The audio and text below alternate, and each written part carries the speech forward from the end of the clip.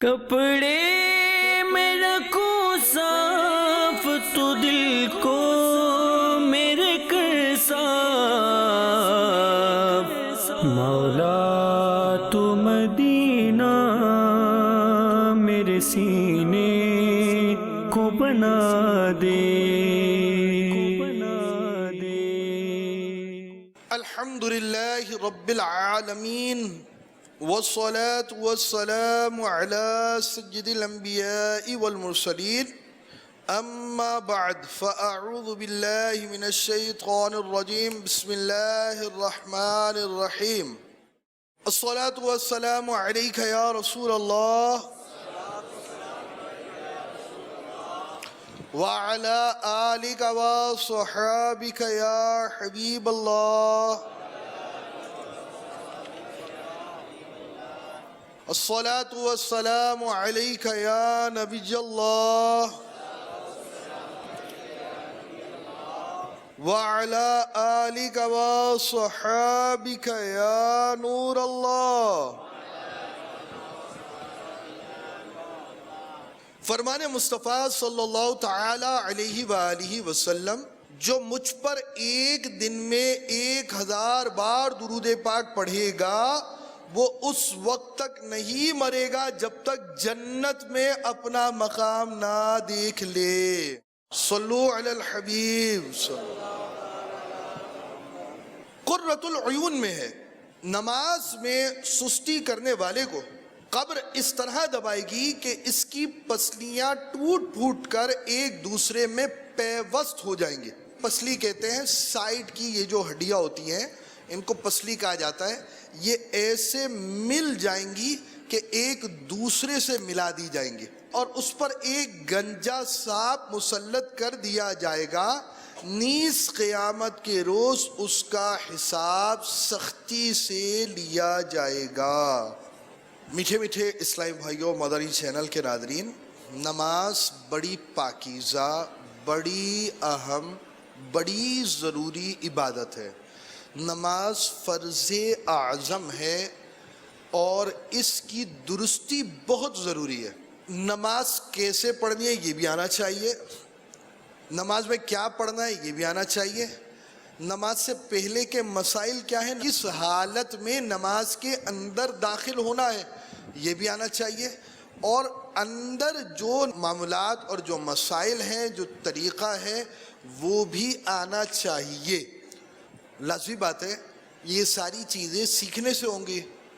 آپ اگر یہ کہیں گے کہ 3 منٹ کا مدنی گلدستہ دے دیجئے پوری نماز کا طریقہ اس کے اندر ہو تو ایک اچھا خواب ہے۔ آپ نے پی ایچ ڈی کرنی ہو تو وہ بھی 3 منٹ کے کسی کلپ کو دیکھ کر لیا کریں۔ آپ نے ایف اے کرنا ہو تو وہ آپ 3 سیکنڈ کا کوئی کلپ لے لیا کریں۔ میٹرک کے لیے تو آدھا سیکنڈ ہی پھر کافی ہوگا۔ جس میٹرک کے لیول کی ڈگری کی کوئی حیثیت نہیں ہوتی اس میں بھی آپ کی عمر 16 سال کی تک پہنچ جاتی ہے، اور اس کا بھی ایک حصہ نرسری پریپ 1 پریپ 2 میں جا کر پھر آپ 1 2 سے لے کر میٹرک کی پوری گنتی پوری کر رہے ہوتے ہیں، اور جا کر جو سند حاصل ہوتی ہے اس کی جو حیثیت ہے وہ اس معاشرے کا ایک ایک فرد جانتا ہے، اور وہ عبادت جو جنت کی کنجی ہو، وہ عبادت جو حضور کی آنکھوں کی ٹھنڈک ہو، وہ عبادت جو دین کا ستون ہو، وہ عبادت جو مومن کی معراج ہو، اس کی تکمیل کاری کے معمولات کے لیے کتنی کوشش کرنی پڑے گی۔ لوگ امتحان دینے کے لیے گیس پیپر لے رہے ہوتے ہیں، شاید یہ لگ جائے، شاید یہ سوال آ جائے۔ 5 ایئر لیتے ہیں، 10 ایئر لیں گے، پچھلے 5 سالوں میں کون سے سوالات آئے، اہم سوال ریپیٹ ہو جاتے ہیں، چلو بھائی کچھ کام ہو جائے گا، چلو یار 10 ایئر لے لیتے، نہیں 5 ایئر نہ صحیح تو 10 ایئر میں تو کچھ نہ کچھ آ ہی جائے گا۔ تو گیس پیپر لینے والے سٹوڈنٹس، 5 ایئر لینے والے طلبہ، 10 ایئر کی ترغیب دلانے والے اساتذہ، یہ سارے متوقع سوالات ہیں، نہ بھی آئیں، مگر ایک کوئسچن کمپلسری ہے آپ سے۔ ہاں وہ الگ بات ہے کہ جس کا چاہے اللہ حساب نہ لے اور بلا حساب و کتاب جنت میں داخل فرمائے وہ فضل والا ہے، مگر جس سے حساب ہونا ہے اس سے نماز کے بارے میں باس پرس ہونی ہے، وہ رب فضل والا ہے۔ قانون اس کا یہی ہے کہ وہ حساب کرے گا مگر اپنے فضل سے جسے چاہے گا بلا حساب جنت میں داخل فرمائے گا. وہ اپنے فضل سے جو چاہے کرے، اور ہم بندے ہیں، وہ معبود ہے، ہم عابد ہیں. وہ دینے والا معطی ہے اور ہم لینے والے بھکاری ہیں. وہ رب ہے، وہ عطا فرمانے والا ہے، جسے چاہے جو چاہے عطا فرمائے. مگر اس نے پسند یہی فرمایا، قانون یہی بنایا کہ بندہ عبادت کرے اور اس سے اس کی باز پرس ہو، اس کے بعد وہ اس کا فیصلہ فرمائے. تو اب اتنی اہم عبادت کو سیکھنا کتنا اہم ہوگا. تو نماز کے سارے معمولات بھی سیکھنے ہیں. نماز میں داخل جیسا ہونے کا حکم ہے ویسے داخل ہونا ہے، اور اس کے لیے نماز سے پہلے کی طہارت کو سیکھنا بھی لازم ہے. بدن، لباس اور کپڑوں کی پاکی کے ہمارے مسائل چل رہے ہیں. کپڑے پاک کرنے کا طریقے کا عنوان ہے، اور امیر اہل سنت کے رسالے کو ہم نے بنیاد بنایا ہے.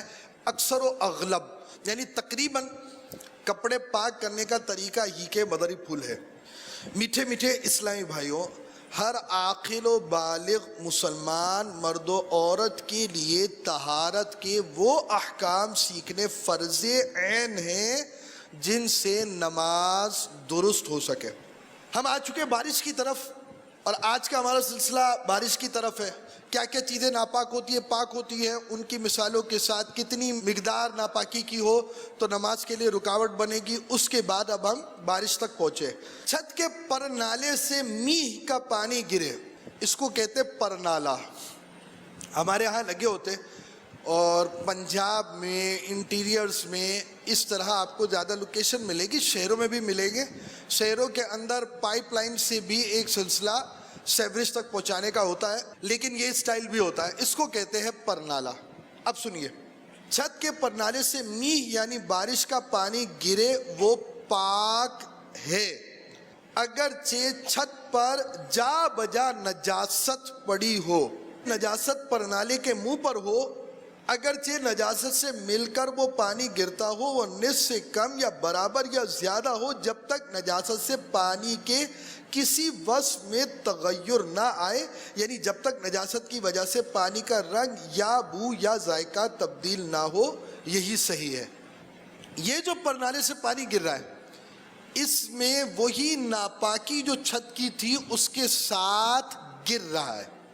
تو دوران بارش گرنے والا یہ جو پانی ہے، اس پانی کے لیے یہ صورتحال ہے کہ اس میں ناپاکی کے اجزاء بھی اگر گر رہے ہیں تب بھی اس پانی کو پاک مانا جائے گا، جب تک نجاست اتنی زیادہ نہ ہو جائے. 3 چیزیں ایسی ہوتی ہیں جو پانی وغیرہ دیگر چیزوں کو ناپاک کرنے کا سبب بنتی ہے. نمبر 1 رنگ، نمبر 2 بو، نمبر 3 ذائقہ. یہ اوصاف ثلاثہ ہیں، 3 وصف، 3 باتیں. یہ آپ کو کئی جگہوں پر یہ باتیں آئیں گی، رنگ، بو، ذائقہ. اب اگر رنگ یا بو یا ذائقہ، ٹیسٹ چینج ہو گیا پانی کا، اتنی ناپاکی آ گئی. کلر چینج ہو گیا، گٹر اتنا تھا کہ بلیک کلر ہی ہو گیا وائٹ کا. یا یہ کہ اسمیل چینج ہو گئی، بو چینج ہو گئی.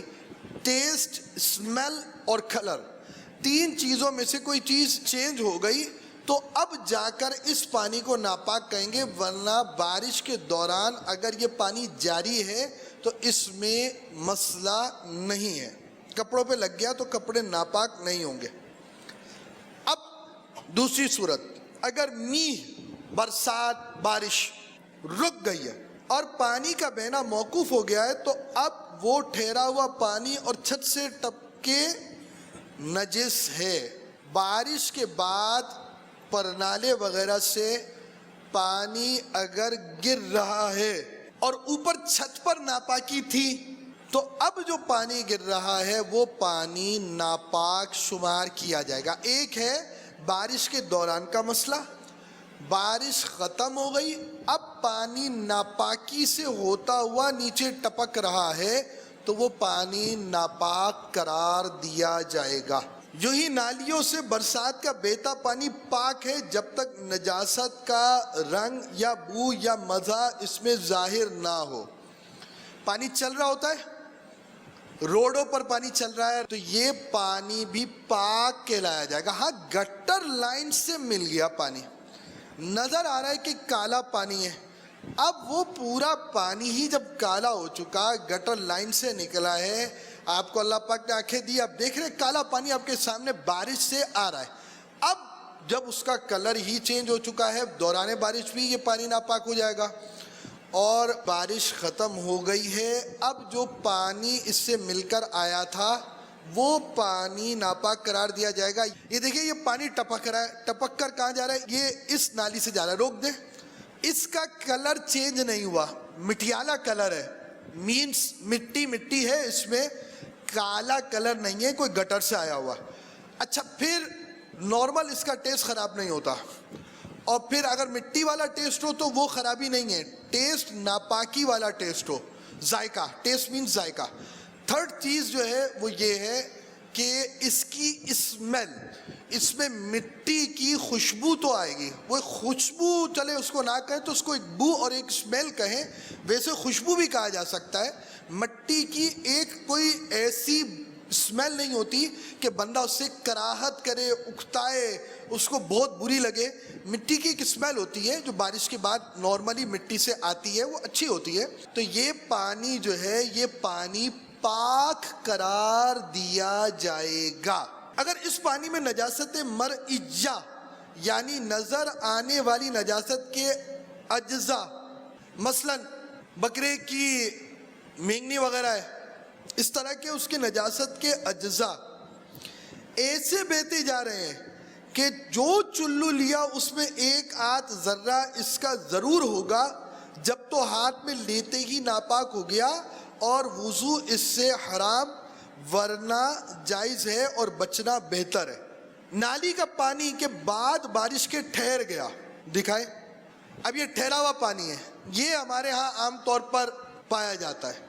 اس میں نجاست کے اجزاء محسوس ہوں، گائے کا گوبر بیچ میں نظر آ جائے.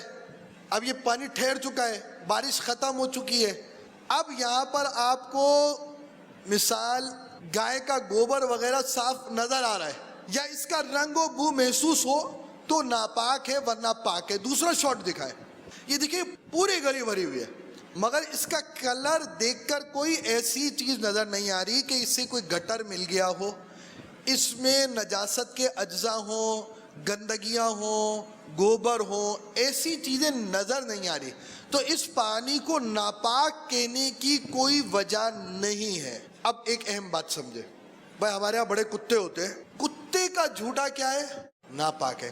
ہماری گلیاں جو ہیں، ایک کھڈا یہاں کھدا ہوا ہے تو وہاں پانی کی ایک سبیل ہے، تھوڑا سا روڈ وہاں ٹوٹا ہوا ہے تو وہاں پانی کا ایک کنواں ہے، تھوڑا سا آگے جائیں گے تو پانی کا ایک دریا بہ رہا ہے. تو اب یہ ہماری گلیوں کے اندر ایسا ماحول ہوتا ہے. جب ایسا ماحول ہوتا ہے تو ہمارے یہاں آوارہ کتوں کی بھی بڑی آمد و رفت ہے. بھائی لازمی بات ہے، آپ کا گھر جو ہے وہ دروازے کے اندر ہے، دروازوں کے باہر کتوں کا گھر ہے، تو وہ چلتے ہیں، پھرتے ہیں، کھاتے ہیں، پیتے، موج کرتے ہیں، نہاتے دھوتے سب کام کرتے ہیں. اب یہ پڑا ہوا پانی آپ کی نگاہ کے سامنے کتے نے وہ پانی پیا ہے، آنکھ ہے آپ کی، اس آنکھ کے سامنے کی بات ہو رہی ہے. آپ نے اپنی آنکھوں سے خود دیکھا ہے کہ کتے نے آ کر پانی پیا ہے، آنکھ سے دیکھا ہے، گمان نہیں کیا. کتا پھرتا ہوا جا رہا ہے، آ رہا ہے، جا رہا ہے، یہ نہیں. کتے کا جانا آنا، بھائی کتے ہیں ہی باہر تو جائیں گے، آئیں گے، پھریں گے، کھائیں گے، پیئیں گے، جو کریں گے کرنا ہوگا. کتوں سے آپ کو بچنا ہے. تو کتے نے اگر پانی پیا اور آپ نے آنکھوں سے دیکھا تو اب پانی لازمی بات ہے وہ پاک نہیں رہے گا، مگر آنکھ سے دیکھنا ہے، ورنہ تو پتہ نہیں کیا کیا ہو جاتا ہے. وہ ٹیچر صاحب آئے تھے، ایک کے کان میں بولا تھا میرے بچوں کی امی جو ہے نا بیمار ہو گئی. کان میں سب کو بولتے بولتے جاؤ، آخری بچے نے بتایا کہ وہ آپ کی جو بچوں کی امی کا انتقال سال پہلے ہوا تھا، ان کی برسی ہو گئی ہے. تو یہ کانوں کان جو بات جاری ہوتی ہے نا، اس کا رزلٹ آخر میں جا کر یہی نکل آتا ہے. تو اب وہ بھلے یہ فرضی حکایت ہو، حقیقت سے اس کا تعلق نہ ہو، فرضی حکایت ہی صحیح، مگر ہمارے ہاں باتوں کا بتنگڑ بن جاتا ہے. تو آپ کی جو آنکھیں ہیں، اب میں یہ نہیں بولوں گا گناہگار آنکھیں ہیں، تو آپ کی جو آنکھیں ہیں ان آنکھوں سے جب دیکھا ہو نا تو آپ نے مسئلہ یہ سمجھنا ہے، جب آئی وٹنس نہیں ہے تو پھر آپ نے وہم نہیں پالنا۔ وہم پالنا ہے تو اس کا ایک میرے پاس ہاسپٹل ہے وہم کو دور کرنے کا، آپ مدنی مذاکروں میں آئیں انشاءاللہ الرحمن علاج ہوگا آپ کا۔ نچان والی گلیوں اور سڑکوں پر بارش کا جو پانی کھڑا ہو جاتا ہے وہ پاک ہے، اگرچہ اس کا رنگ گدلا ہوتا ہے۔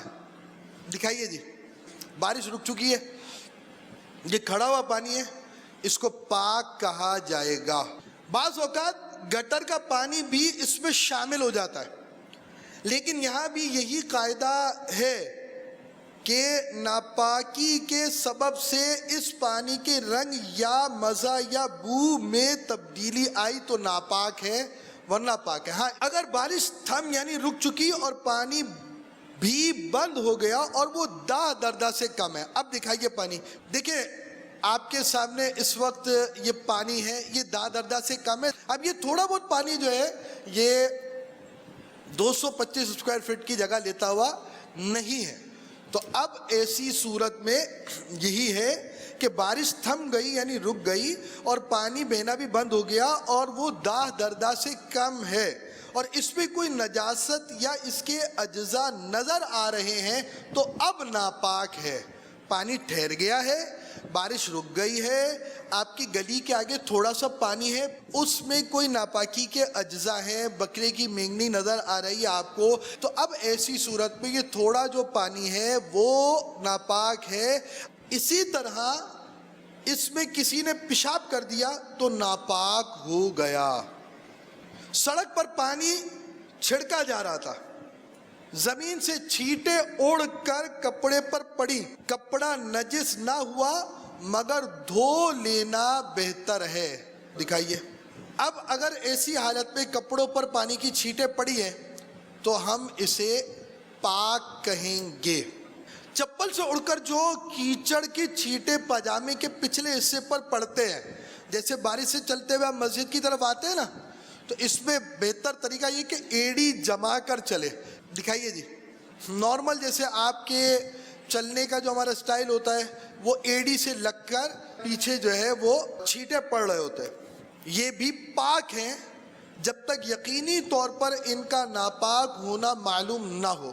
البتہ دھو لینا بہتر ہے، اور نماز کے اندر اگر آپ اس انداز سے مسجد کے اندر آئیں گے اور کیچڑ اتنی زیادہ ہوگی کہ ٹپک کر رہی ہوگی اور مسجد خراب ہو رہی ہوگی، صفیں خراب ہوں گی، تو اس کی اجازت آپ کو نہیں دی جائے گی۔ آپ اس کو دھوئیں، دھو کر پھر نچوڑ کر پھر آئیں۔ مسئلہ تو ہے، بارش میں آزمائشیں ہوتی ہے، بارش کی دعائیں بھی لوگ کرتے ہیں جب بارشیں نہیں ہو رہی ہوتی، اور جب بارشیں ہو رہی ہوتی ہیں تو کچھ ہم آزمائش میں آ جاتے ہیں۔ تو ہر نعمت کے ذات زحمت بھی ہے، زحمت کو بھی قبول کرنا چاہیے۔ البتہ صرف بارش کے چھینٹے لگ گئے تو ہر چھینٹا ناپاک نہیں ہوتا۔ آپ گئے ہی گٹر کی کیچڑ سے تھے اور وہ کیچڑ لگ گئی تو لازمی بات ہے، جب آپ نے خود ہی دیکھا ہے کہ گٹر کی کیچڑ ہے تو اب اس کو ناپاک کہیں گے، ورنہ نارمل جو مٹی سے اٹی ہوئی براؤن کلر کی جو کیچڑ ہوتی ہے وہ نارمل پاک ہوتی ہے۔ اللہ پاک ہمیں باقی ناپاکی کے مسائل سیکھنے سمجھنے کی توفیق عطا فرمائے۔ آخر میں نعرہ لگائیں گے آپ، فیضان نماز صلو علی الحبیب صلی اللہ تعالی علی محمد۔ کپڑے میں رکھوں صاف تو دل کو میرے کر صاف، مولا تو مدینہ میرے سینے کو بنا دے۔